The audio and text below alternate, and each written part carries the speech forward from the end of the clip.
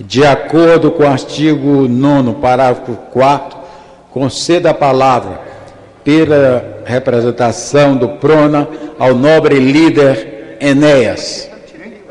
Muito obrigado, senhor presidente, doutor Inocêncio. O texto que vai ser pronunciado por mim, com a permissão de sua excelência o presidente, é uma mensagem que o PRONA transmite a sua excelência, o presidente da República.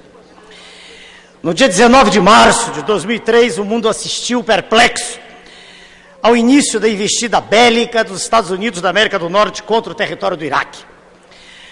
As razões apontadas para tal atitude, que contrariou inclusive decisão da ONU, foram a existência naquele país de armas de destruição em massa, além de uma possível insatisfação coletiva contra o governo, apontado como ditatorial e sanguinário do senhor Saddam Hussein. Na verdade, as razões que levaram os Estados Unidos a realizar a invasão armada de um país livre e soberano, pelo menos em teoria, longe estão de representar uma preocupação com os destinos da humanidade, eliminando possíveis focos de terrorismo internacional e muito menos de significar apreço pelas condições de liberdade e democracia do povo iraquiano. Para entender bem o processo, é necessário remontar ao acordo firmado em 1944 em Bretton Woods, nos Estados Unidos, onde se definiu o dólar como moeda de referência nas transações internacionais e se exigiu que passasse a existir, como garantia da validade da moeda, um certo equivalente em ouro depositado em Fort Knox. Estava instituído o padrão ouro. Em 71, o presidente Nixon rompeu as regras estabelecidas em Bretton Woods e a emissão da moeda americana passou a ser feita segundo os interesses daquela nação. A partir daí, então, os Estados Unidos passaram a ser a casa da moeda do mundo. Mais recentemente, com o advento e explosão da informática, deixou de ser necessária até a emissão de moeda. Através de impulsos de computador circulam diariamente, de um a outro ponto do planeta, fortunas fabulosas, da ordem de 1 a 2 trilhões de dólares, dos quais apenas cerca de 2 a 3% correspondem a transações comerciais, sendo o restante especulação pura, sem nenhuma correspondência com o mundo físico, como vem assinalando o renomado economista e pensador americano Mr. LaRouche, no hebdomadário Executive Intelligence Review, periódico em que Mr. LaRouche estuda, disseca e explica a crise do sistema financeiro internacional como caminhada para um abismo que, se não detida, levará sem dúvida a humanidade para uma nova idade das trevas. Esse é o império do dinheiro falso, do papel pintado, que não tem coisa alguma a ver com a realidade do mundo físico. As riquezas reais do mundo físico são água potável, da qual detemos 21% que existe no mundo, matérias-primas do reino mineral.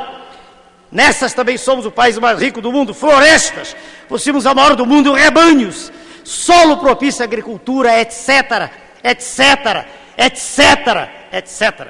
Pois bem, os Estados Unidos veem com muita preocupação o avanço do euro como moeda de troca no mundo europeu e no resto do mundo.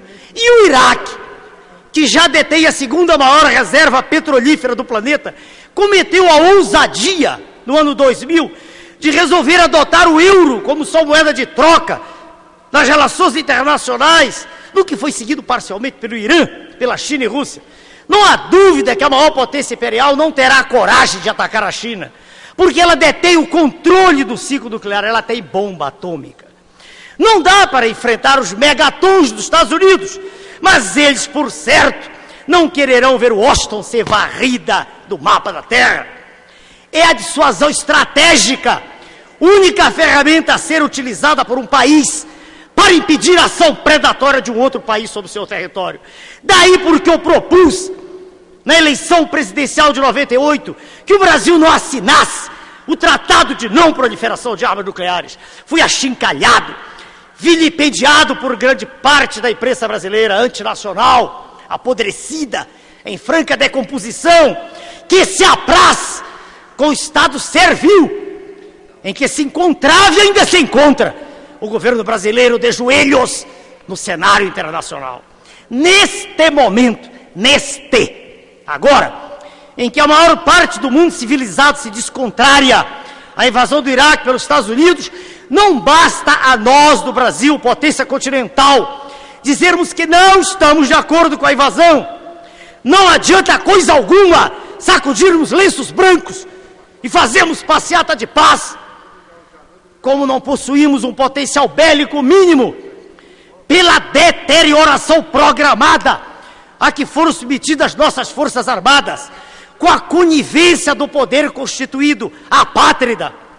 Forças Armadas que não detêm recursos para suprir seus velhos aviões de combate e seus tanques obsoletos, ou mesmo para alimentar suas praças.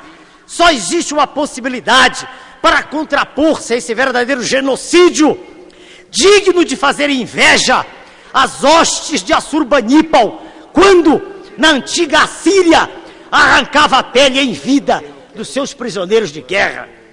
É a ruptura definitiva com o modelo pútrido que nos é imposto pelo sistema financeiro internacional, do qual são tentáculos o FMI, Banco Mundial, BID, Organização Mundial do Comércio, ETA e Caterva.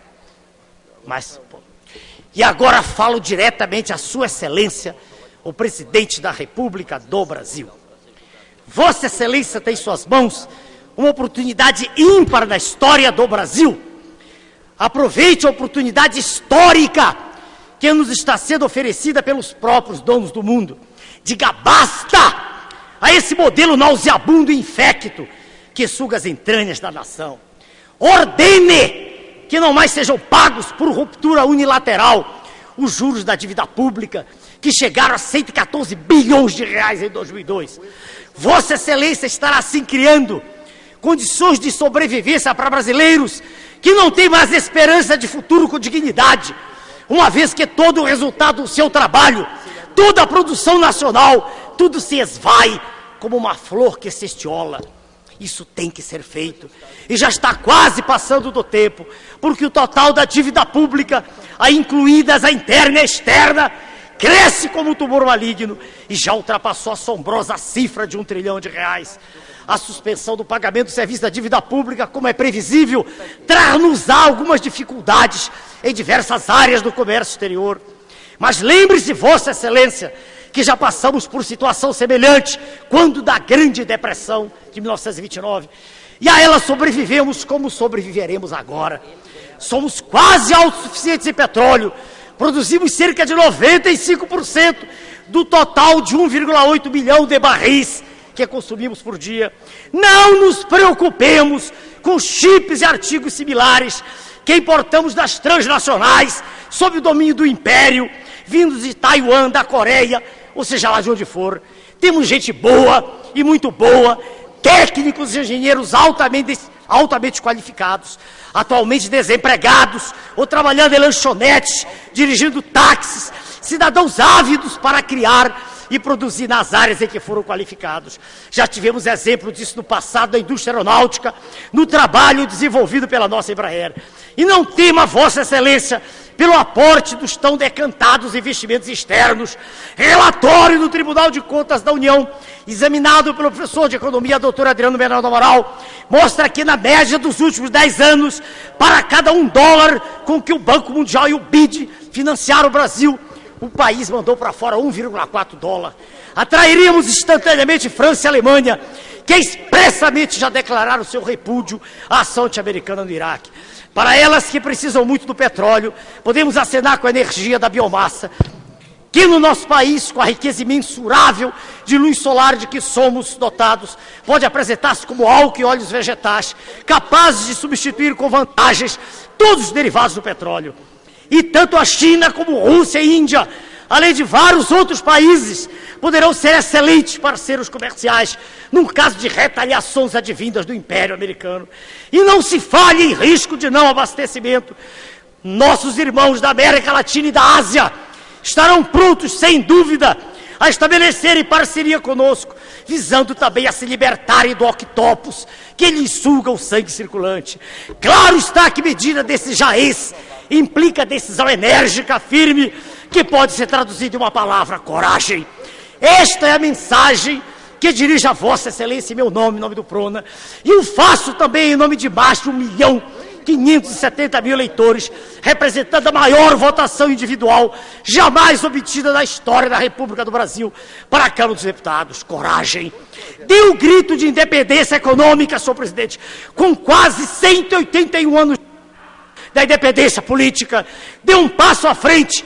Vossa Excelência será seguido por todos os brasileiros que o guindaram a sua condição atual, na expectativa de que Vossa Excelência pudesse libertá-los dos grilhões da escravidão secular. Obrigado, doutor Edson.